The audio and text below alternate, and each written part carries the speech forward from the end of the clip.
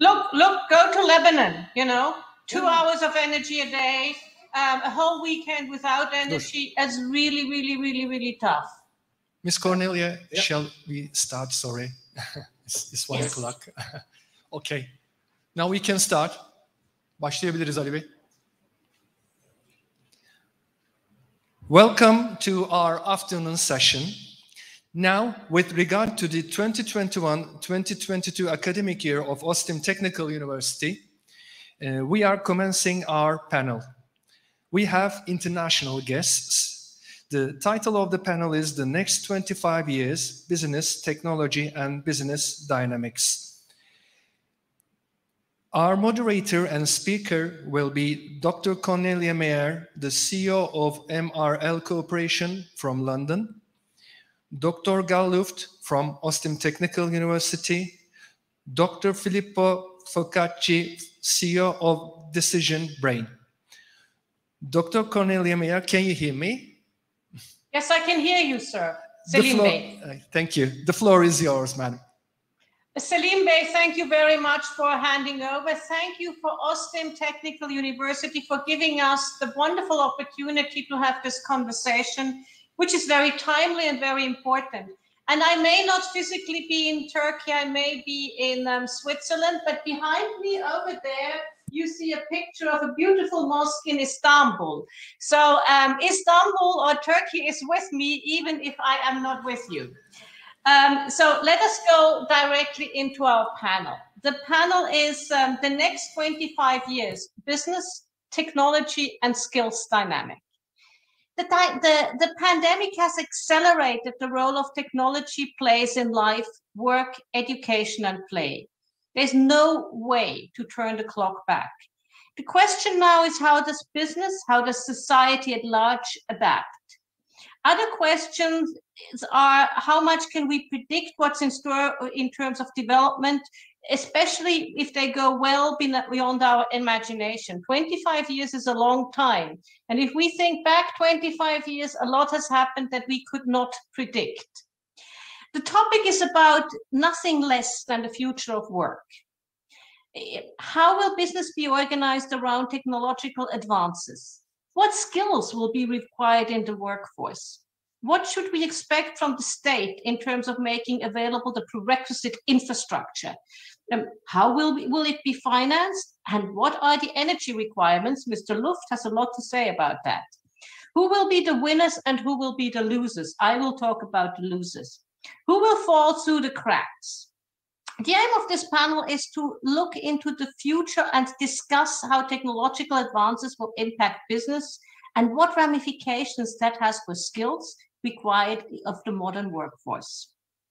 So without further ado, what we'll do today, because we have fewer speakers than we anticipated, is each speaker will talk about one of the topics that's really important and close to their hearts for about 10 minutes. And then I will lead an interactive conversation between the three of us. So without further ado, allow me to introduce the first speaker. It is Mr. Filippo Focacci, Dr. Filippo Focacci, who is the Chief Executive Officer of Decision Brain. And I'm always impressed, as I have no brain, I'm always impressed if somebody has the word brain in their company. But Mr. Focacci worked with iLog and IBM for over 15 years, where he held several leadership positions. So he really does know a lot about technology. He knows a lot about work. He has a PhD in operations research from the University of Ferrara in Italy, and he has worked a lot, and he looked at supply chain optimizations and all sorts of things which bring technology together with the workplace. So without further ado, Dr. Focacci, can I hand over to you? Thank you very much, Cornelia, and thanks for having me here. I'm very honored to be part of this panel. What I can do is to give you my personal experience of how things have changed in the last couple of years. Let me first start with by describing what we do as a company, what Decision Brain does. Decision Brain is a company that creates decision support solution based on what I like to call advanced mathematics, and what today is very much in fashion to call them based on artificial intelligence. I've been doing advanced mathematics for the last 25 years. So I really like to call it advanced mathematics rather than artificial intelligence, which is a buzzword, but a very important word. And the goal of the system that we build are to help companies improve their business operations. So if we talk about technology, what I've been seeing in the last few years is that the type of technology that, again, today we call, we name, generally speaking, artificial intelligence. There have been some very strong evolution in the scientific world and in the market in the last few years, but a lot of this technology has been there for the last 20 years. But the difference and the huge change that happened in the last few years is that if 15, 20 years ago, when I graduated from school, there were very few companies that could use this technology. Today, it became mainstream. So medium, large, and even some small company use advanced mathematics to make better decisions. So this is very important to recognize because it shows that in terms of skills and the type of study that the students will need to the choice that the student will make, there is a very big need of skills around advanced mathematics and artificial intelligence in the new world. One thing that is very important to understand is that if we look at what happened with the pandemics, pandemics is something that nobody expected. And so it changed completely the way company prioritize their focus. If few years ago, company would focus on improving their efficiency, reducing their cost, increasing their sales, without paying too much attention to the fact that that company need to be resilient to change. Today, the resilience is becoming the most important concern of companies. I can give you a very simple example. I mean, look at what is happening to the cheap semiconductors that create big issue and disruption with Toyota, with a lot of the car manufacturers. Look at what is happening on the energy price. All those factors have a huge implication to industrial operations. So the ability to react to those disruption becomes the most important thing for companies. And being able to react to those disruption means that you need to make a decision in a way that is faster. And so the speed of decision making become critical, and decision needs to be made on fact and not just intuition. Intuition are very important. I don't want to underestimate the importance of intuition of the companies, of the people in the companies, but intuition needs to be helped by intelligent systems that are based on fact. So having decision support solution that help making the right decision fast in a way that the company can behave in a robust way is very important. Now, there is a pitfall in artificial intelligence, and there is a pitfall and a risk when we start applying those scientific approach to decision making. If we said that decision must be based on fact and data, and artificial intelligence and optimization system can make really good decision based on data and fact, there is an implication that is sometimes not seen completely is that if you get the wrong data to a system that is based on artificial intelligence, then you will get a very bad decision, and companies will make wrong decision based on those very intelligent and artificial intelligence systems.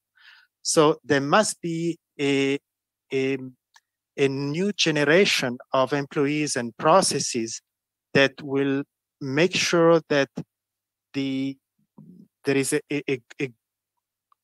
that we learn how to make sure that the data is consistent, and we pay really attention to the quality of the data that we use to make those decisions. If the decisions are made by a human being can deal with data that is imperfect, can deal with data that is not correct, and still make pretty good decisions.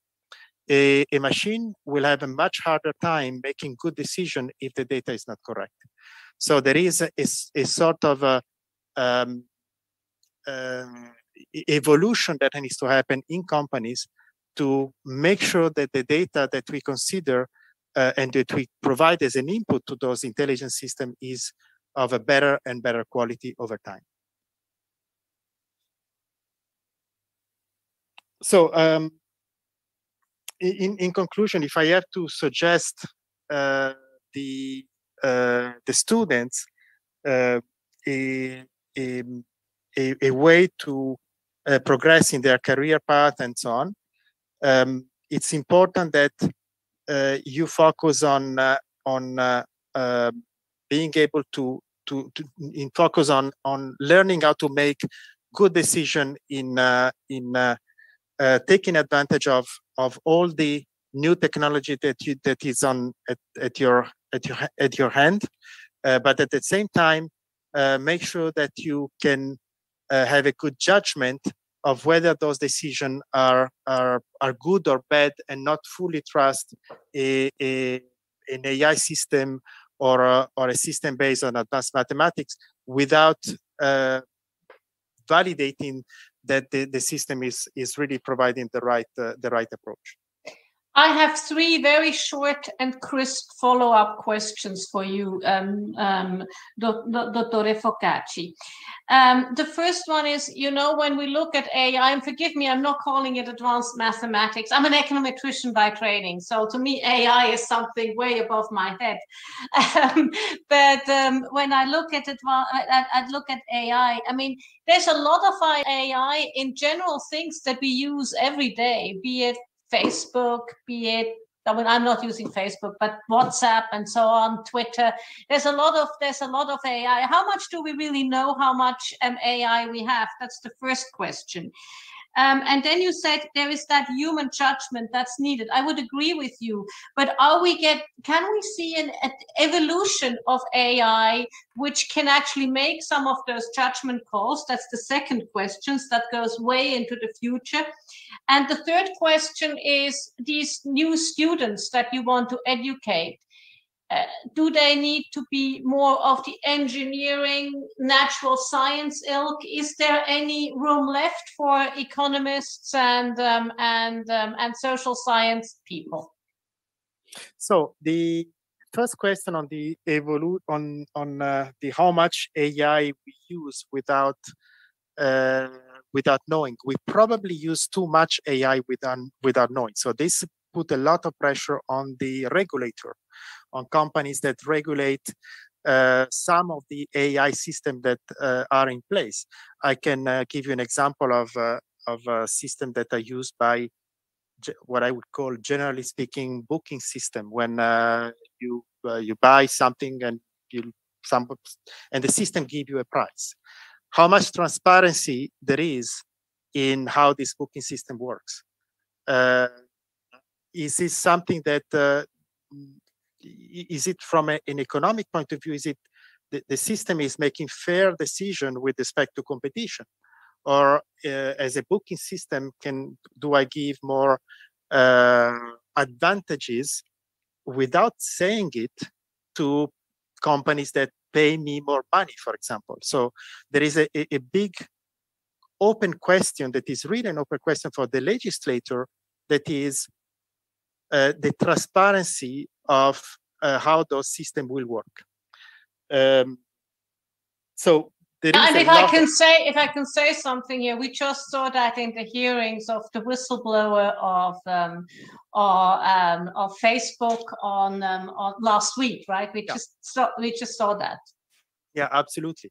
And it's not only Facebook; it's also people that I mean, it's also the example I have in mind is booking system, where you buy a flight ticket or a hotel room and so on.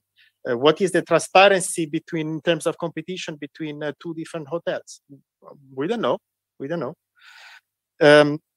In terms of the student, in my mind, there is one other changes that is happening, and it's to me even more important on saying, okay, should you focus on engineering? Should you focus on social science, economics? What is more important for me is the ability to adapt. So what you study at university, what you study in school is very important, but it's very important that you learn how to think with your head, more than what type of, whether you're studying math or you're studying economics or you're studying social science. You in the future, you will need to adapt more and more. You will need to change job and change job role more often than in the past. And that was a trend that was that started already with my generation. So I can imagine it's going to be even more with the next generation. Yeah, and I think there it's actually that is very true. And so we're coming a little bit back to the old system that we had in Oxford or Cambridge, you know, where you had a tutor, where you studied something, then you went into civil service, and what you did essentially, when you look at who people are in the Financial Times, what people do is really nothing to do with what they studied. But still, I would argue with you, we need a certain degree of numeracy. And having worked with a lot, having been, you know, having been leading big teams, and also having had young people in there, numeracy and the ability to write were the two things that I found were most lacking. And even if people came from the Harvards or the MITs of this world. And to me, one thing that is critical, and I see it with my team and with my customers' teams, is the ability to work in collaboration. So collaborative work is extremely important. And it's also a trend that is happening in enterprises, where the vertically directed enterprise is going away, and decisions are more and more often made by groups of people that may not have a director or VP label in front of them, but because they are able to work together, they're able to bring innovation and make decisions. Well, actually, that's very true, and that gets us to the, you know, the Germans have a very nice word. They call it teamfähig, the ability to work in teams. Yeah. And I think that's something that's increasingly important. So this collaborative thing, I think that's very good. But I think one of the things very good. But one of the things that you didn't answer was when I said, is there any upcoming AI that can take some of that decision-making process, you know, the smart robot, the smart whatever? It's a very good question. I think that in order to get there, I go back to my issue around data. We need to make a lot of progress in terms of data in order to get to that point. I don't know if getting to the point that you mentioned would be a good thing or a bad thing. I really don't know. In any case, we have no control on it. But what I'm very convinced about is that before we get there, and we need to learn how to manage data, which is something that we still don't know how to do. Everybody knows that data is critical, but we still don't know how to manage data correctly. If we get to the point that you mentioned, without having gone through the ability to trust the data that those systems make decisions with, then it will not be a good future. Just to give you an example, you're very right. When I was still young, sometime like some 200 years ago, I used to run supply chain for upstream for all of BP. And one of my biggest problems was that from the platforms, there came so much data to onshore that the people had to process the data were totally overwhelmed. That actually we would have needed some sort of artificial intelligence to get that calibrated. It was too much for any 1, 2, 3, or 4 human beings to do. So you're absolutely right. We have that avalanche of data, and the more technologically advanced we get, we need to see how we deal with it. And that's a really nice segue to get to the next speaker, who is Dr. Gal Luft. He's co-director of the Institute for the Analysis of Global Security, IAGS, which is Washington-based, the Washington-based think tank. And he looks at one of my key things, which is energy security and economic trends. He's a senior advisor to the United States Energy Security Council, and he's specialized in geoeconomics, geopolitics, Middle East, U.S.-China relations. He's too intelligent for me to even interact with him and talk to him, but I will still dare it. Will you please give you 10 minutes of introductory remarks, Dr. Luft, please? Thank you, and welcome to all the students. I hope that soon I can do in person. I'm very jealous of you, I must say, because I would love to go back to be a student, especially at a time that is so exciting and so many changes are happening around the world. And those are monumental changes. We don't know if they will be for the good or for the worse. Humanity is now in a limbo. Last time we had a pandemic of this magnitude was 100 years ago. And if you recall what happened in the 20 years after the pandemic, we had major economic crisis. We had inflation, hyperinflation. We had food shortages. We had, Great Depression. We had the rise of all the isms, the communism, the fascism, the Nazism, and maybe I forgot one or two. And then we had a world war. So all in 20 years. Now you can imagine that today, with the pace of events, everything happens in a much more accelerated pace. So what happened before in 20 years could now happen in just 5 years. So we could be looking at a very challenging next few years. And that, by the way, the fact that we had one pandemic does not guarantee that we'll not have another pandemic next year. So it's not that if you just had one, you will not have another one for the next 100 years. That's not how it works.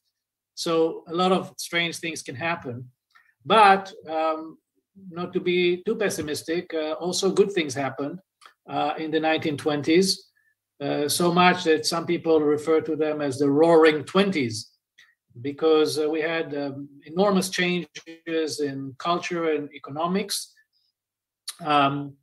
Just one example, a huge increase in women participation in the workforce as a result of the First World War pandemic, the Spanish flu pandemic, and that liberated women and changed the way that we work and changed the way that families function. So a lot of changes happened as a result. And then we had major innovations in the 19th craft and automobiles and TV. So, you get a little bit of both. You get the bad and the good together. And our job is to make sure that we get more of the good and less of the bad. I think that's a challenge, because we will get both, but we have to sort of get the right, most optimal balance here. Now, I'm thinking a lot about the future, but the next 25 years. And of course, when you look back, you see so many things have changed. But also, if I look at the empty half of the glass, I'm also looking at the things that did not change. And they're very interesting to watch because, yeah, I mean, it's easy to point to the things that change. Okay, 25 years ago, we did not have Facebook. We did not have cell phones. We did not have, China's economy was less than $1 trillion. Today is $15 trillion. So, a lot of things did not exist. But if I'm to predict where the big changes will be, actually, I would look at the things that did not change, because those are the places where you could anticipate major changes. And I'll give you an example. Let's take one example of energy. 25 years ago, almost all of the cars on the road ran on petroleum, on oil. 25 years later, most of the cars on the road run on petroleum. Almost nothing changed. Okay, yeah, we have the Teslas, but these are very, very small numbers, and they don't really make a dent. And also we have planes and ships. So our entire transportation system, which underlies global commerce, is still deeply beholden to petroleum and everything that comes with it. And I don't need to elaborate all the geopolitical and geoeconomic problems that come with our dependence on one source of fuel that powers our entire global commerce. By the way, it's very different from electricity, which is another form of energy, where you see that there are a number of sources of energy that compete with each other: the coal versus the nuclear versus the solar versus the gas, of course. So there is a healthy competition, and we can say, okay, we want more of this and less of that, but there's still all of those sources of energy can create electrons. Whereas in transportation, we have more or less oil, and oil. So that something hasn't changed. Our education system has barely changed. 40 years ago, 25 years ago, we had a classroom, people come, stare at some person. Okay, now you can stare at me via video, but nothing really changed, right? So when I look at the next 25 years, I want to look at what sectors need to be reformed from bottom to top. And there where I see the opportunity. Another thing that I want to tell you about the past 20 years, I call the past 20 years the 25 years we mostly focused on bits. In other words, we focused on anything to do with software, but we neglected the atoms. With except, I cannot think of one major innovation that really transformed our lives. And I'm talking about hardware, okay? Not things that have to do with bits, but things that you build, physical things. We had any product or ecosystem that essentially transformed our lives, except for the cell phone. And I may be missing something, but I think we've had very poor performance of the hardware sector.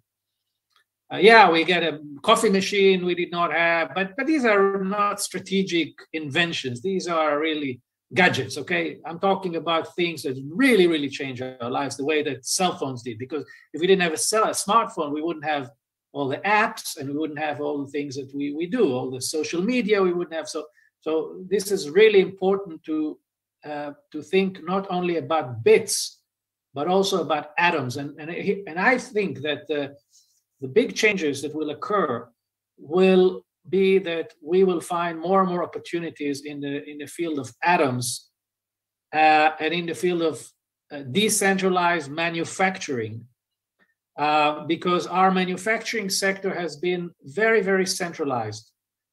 Things migrated into big companies. It's true for data too, yeah, but also manufacturing and data. We have a huge problem of centralization. Too much power, too much economic activity in the hands of too few players. And the result is that it becomes very, very difficult for small players to break in. The barrier to entry become insurmountable. If I want to start an e-commerce platform today, I need billions of dollars, not millions, billions of dollars.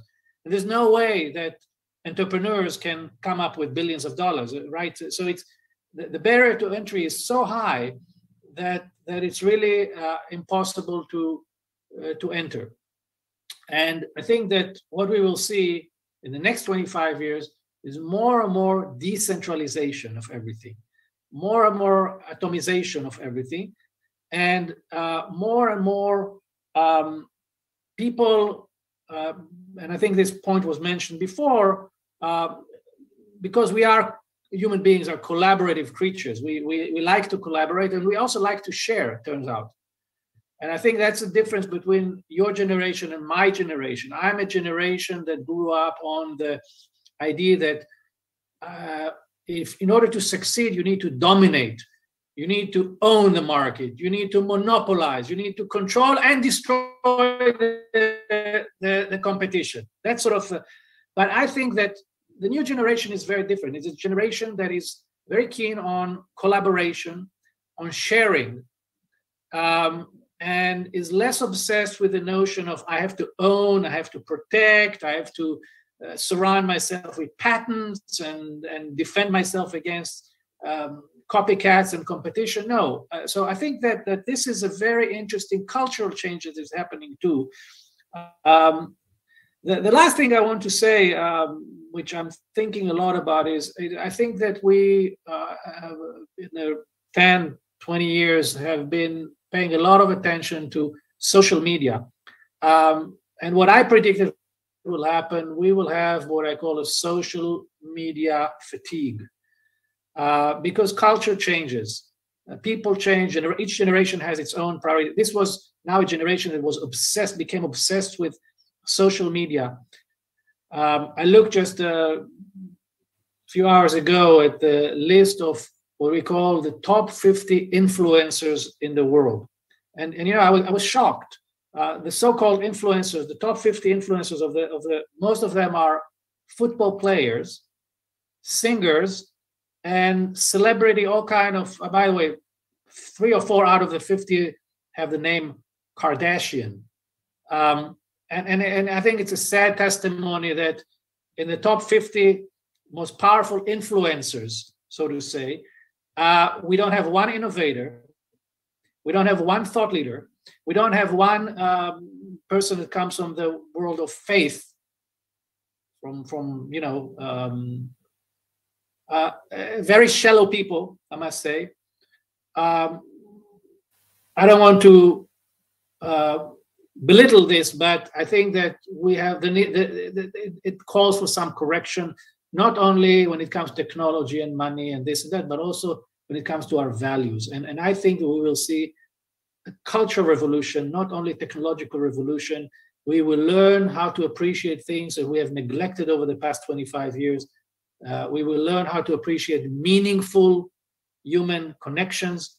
We will learn how to appreciate things that give us personal gratification beyond the clicks and the followers. So I would urge you not only to think about technology, but also about values and culture, because that determines a lot of which technologies and which type of businesses will take off and succeed, and which will probably be catering more to the past rather than to the future. So it's very important to follow this, and I know it doesn't come up a lot in those type of conversation, but I want to make sure it stays on the table. I admire your optimism. I wished I could share it, but I'm all for value, culture, religion, and all of those good things. I have just 2 or 3 follow-up remarks to you and a question. One of the follow-up remarks is, you're right, we may move away from the domination, but if I look at the business model of the Googles, the Facebooks, and so on, they're all about domination. and owning the space. And that's part of where the problem is. I totally agree with you on the bits versus the atoms, and we're seeing this now through the pandemic. We see a localization of parts of the supply chain, which actually brings about just what you described. But I have a question to you in terms of energy, and you're absolutely right. We haven't changed, and we are going to move more towards EVs. We are going to move towards hydrogen. I actually chaired a big OPEC session yesterday on hydrogen and on energy transition. But where I'm a bit worried there is that a lot of people, especially a lot of young people, a lot of politicians are getting ahead of themselves. Yes, we are going to go from A to B, but in the meantime, we will still need the fossil fuels, and we need to try and organize a rather orderly transition, or a lot of people will get hurt. What is your view of this? Well, I think that a lot of our conversation about energy is driven by religious beliefs. And when I say religious beliefs, I would be very direct here. I think the conversation of energy has been hijacked by people that, with all due respect, a narrative that if we don't do something about our current consumption of fossil fuels, the world will come to an end. Now, this is a belief system. Yeah, you can bring any group of scientists to agree on anything. It doesn't make it true. And I think that we have to understand that everybody is for clean air and clean water. I don't think you'll find anybody opposed to this. But I think that the conversation of climate has become, it reminds me of a religious conversation. If you don't buy into the church of climate change and its belief system, you must be crucified and treated like witches were treated in the Middle Ages. But what they're asking us is to do is to take in face value the idea that we have to invest trillions and trillions of dollars, which we don't have, and this money will come at the expense of the people that you, Cornelia, will advocate on their behalf, and to take a huge risk of the type of risk that the humanity has never taken before, which means we have to bet the farm and invest all of our money to fix the climate. The chances of this, the chance of success, while yes, there may be certain percentage of chances we may be able to, but I would say that the chance is that we will not succeed. And then what happens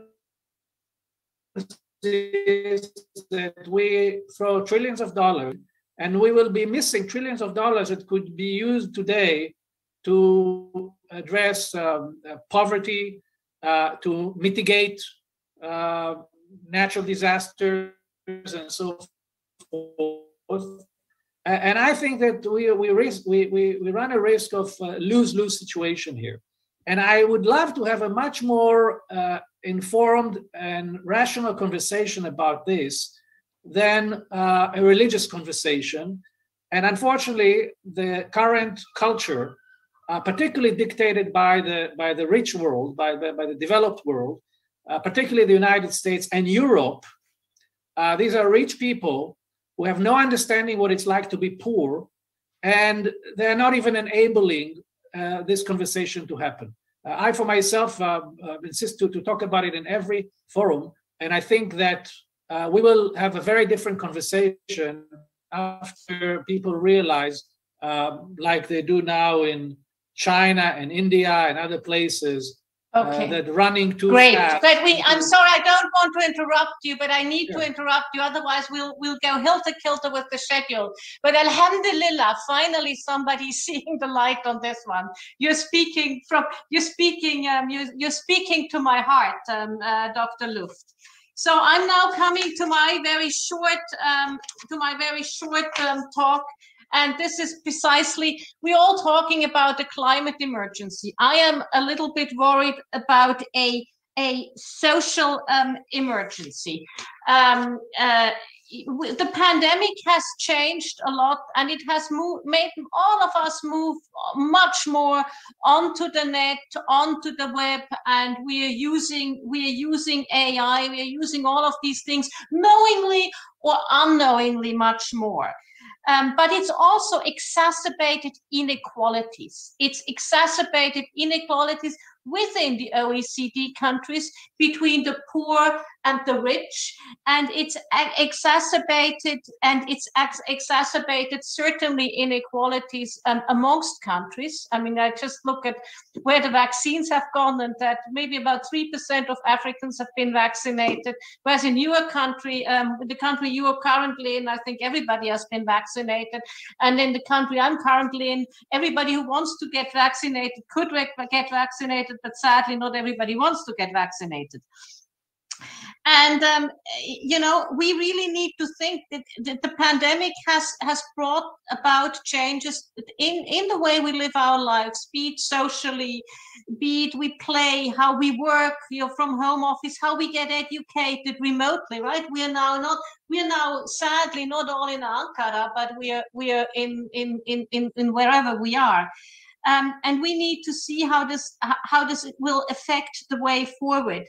And the question there is, what are the enablers? Let's first go to the developed world. What are the enablers that can make sure that the weak, the poor, the guys who are, you know, on the old age pensioner, the child of the person who receives social security are not left behind? Otherwise, we'll have the haves and the have-nots, and not the haves and the have-nots in terms of who owns dollars and who doesn't own dollars. The haves and the have-nots in terms who have access to knowledge, and knowledge is power, and knowledge is future wealth. You know, so this is really important. A good example is Germany, where the digital infrastructure is so incredibly weak. I mean, I think only Kosovo is worse than Germany in Europe at this time in terms of digital infrastructure. And that has huge ramifications when you have children, whole generations of children who don't go to school because we have a pandemic and they need to be homeschooled, but they don't own a printer. The internet is not available, or only partially available, so they can't do their homework. They can't be educated. So that discrepancy between the haves and the have-nots got even worse. And as I said, not just in terms of dollars, in terms of access to knowledge. So for the developed world, which is rather rich, they need to think on how will they put the right infrastructure in place. And I think the elections that we just saw in Germany told us a lot, because who were the winners amongst the young? It was the Green Party, who were aspirational and on the whole climate change thing, but they were also aspirational on digital access of the whole population. And it was the FDP, the liberals, who were very, very strong on sort of the digital revolution.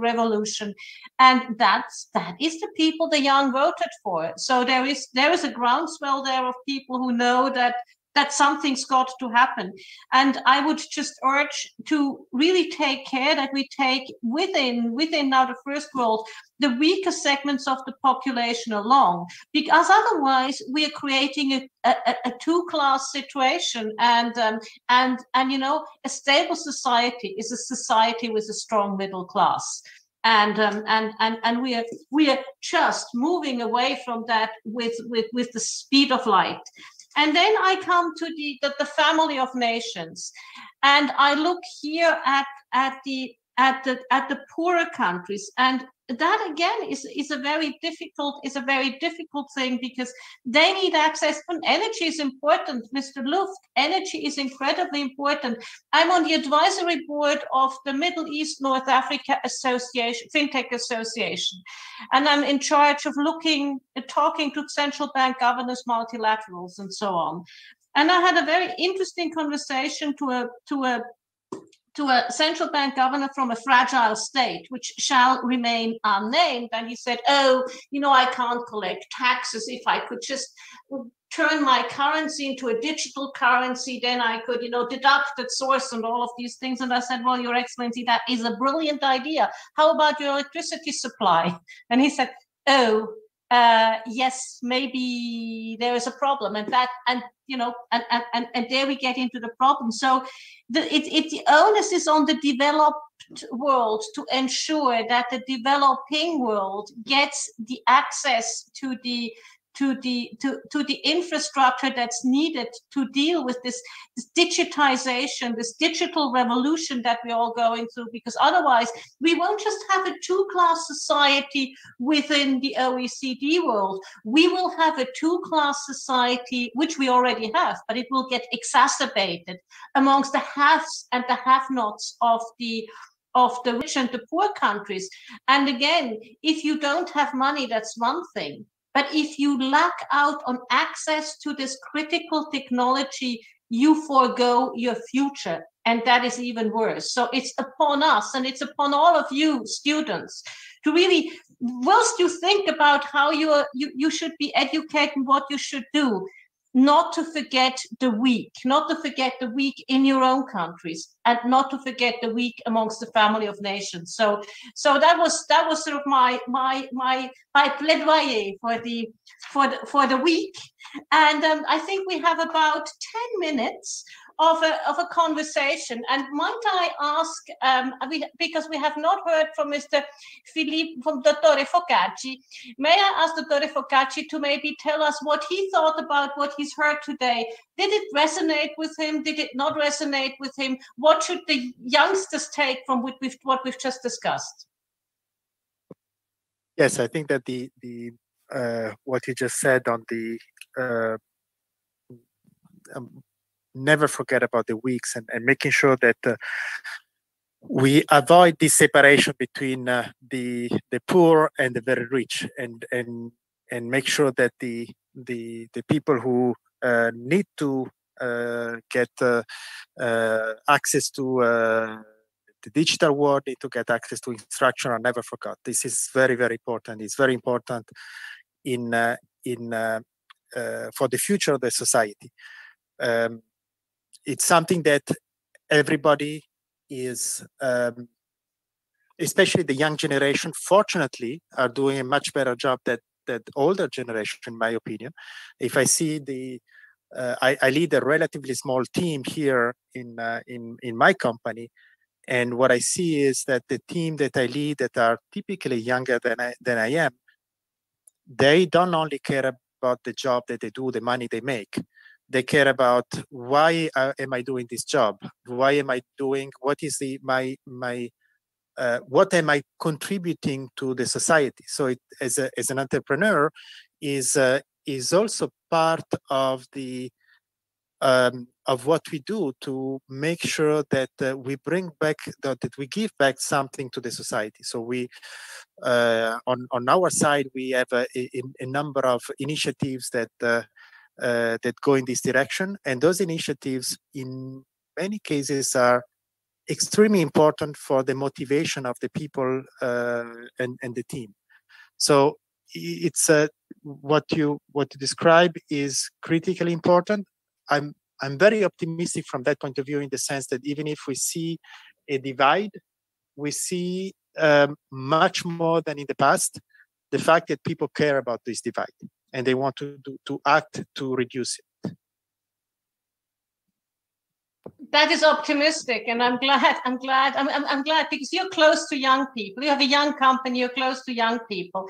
So it's good to see where you see. Now, Mr. Luft, you have Dr. Luft, you obviously have a very wide network, a global network. What are your observations, and how did what you've heard from you, from Dottore Focacci, and from myself, how does that resonate with you?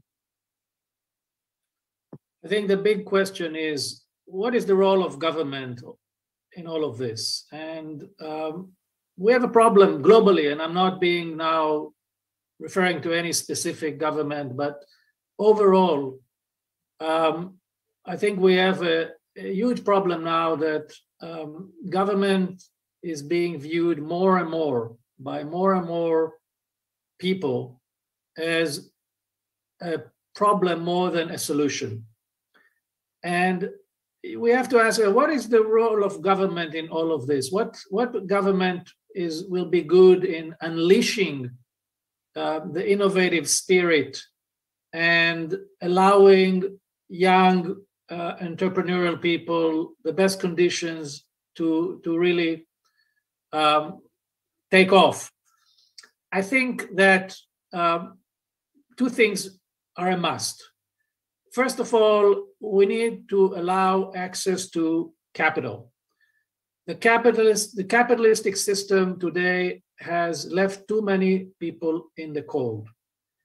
If you're not well connected, if you don't have rich friends, or if you did not go to an Ivy League university where you made the right connections with wealthy families, you may have the best idea in the world.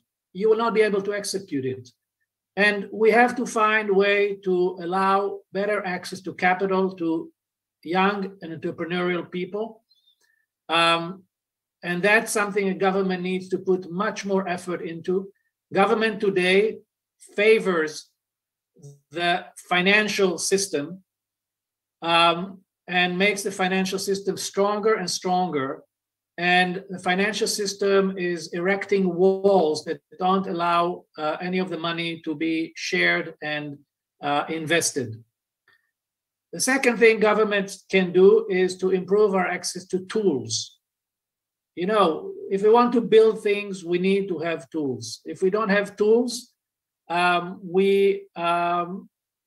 the tools are being restricted from being shared and exported. Look what's happening today between the US and China. It's very interesting. We have more and more export controls.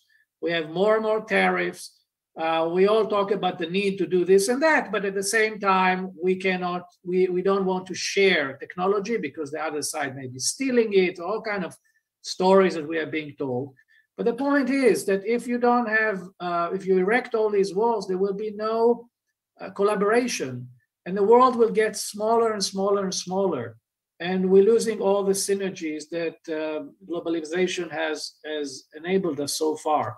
So I would really think that, I know that there is not a lot we can do about changing the way governments work, and luckily the only thing is good about this, governments are often too slow to wake up to realize they come to the party after the booze has already been consumed, Yeah. which is good, by the way, because otherwise it would have spoiled the party. But really, I think this is the key issue here. We are now at a point that we're seeing two types of models. We can go either direction, but I think this is where the crutch of all of this is: will our government enable us to take off, to unleash the innovative spirit, or will they crack down on us and make us more and more basic in our aspirations, and humanity will regress? Well, those are really wise words. And allow me just to quickly, because we are sort of about 5 minutes away from the end of our panel, so allow me to just recapitulate what I've heard. So, you know, we're moving into a really brave new world, and AI is very, very important. And Dr. Focacci has told us that, you know, he sees that the world is moving more towards collaboration, and that we need to embrace the new world and collaborate, and he sees it going this way. Then we had Dr. Luft, who what really resonated with me, and that it's actually one of my pet peeves. So you were running in a wide open door here, which was when you said this religious belief in terms of how energy systems develop. And because we shouldn't underestimate the importance of energy when we talk about innovation, when we talk about AI, when we talk about technology, because it's all powered by energy, and we need to make sure we have that energy security. and we need to think things through so people and nations don't fall through the cracks. And then I was talking about, sort of made my plea for trying not to forget the economically weak within countries and also the poorer nations, because if these inequalities, which have been exacerbated through the pandemic, go much further, then that will make for a very, very unstable world. Dr. Focacci said he's very encouraged in terms of seeing that the younger generation really wants to give back, and I've seen some of that as well, and that's very good. And I think the last thing that I've heard, which was very important, is the role of government, because in the end, government will put in place the infrastructure that we need to move into this brave new world. They will put in place the regulations, the rules, the laws to make sure it's as equitable as possible. And I loved the idea of government showing up to the party after the booze has been consumed. I thought that was rather nice. But and it's also the access to capital, and government has some role to play there. But I think also, you know, the financial institutions, the wealth managers, the family offices, all of these people may need to rethink in terms of trying to make sure we have a more equitable world. And without this, I would like to thank you. And I'm now putting this lovely mosque from that Professor Dr. Murat Yulek gave to me about 10 years ago. I put this up here, and as from Istanbul, from Switzerland, from Bern, via Istanbul to Ankara, to Haifa, to Italy, I'm bidding farewell. Thank you so much. Thank you so much, Ms. Cornelia. We would like to thank to all our participants for this wonderful panel, Dr. Cornelia Meyer, Dr. Filippo Focacci, and Dr. Gal Luft. We have now come to the end of our program of the new academic year. We'd like to thank all our participants, to all our students on YouTube watching us and being at the conference hall. Thank you. Bye-bye. Bye-bye. Thank you. Bye-bye. Thank you very much. Thank you, sir. Thank you for participating all.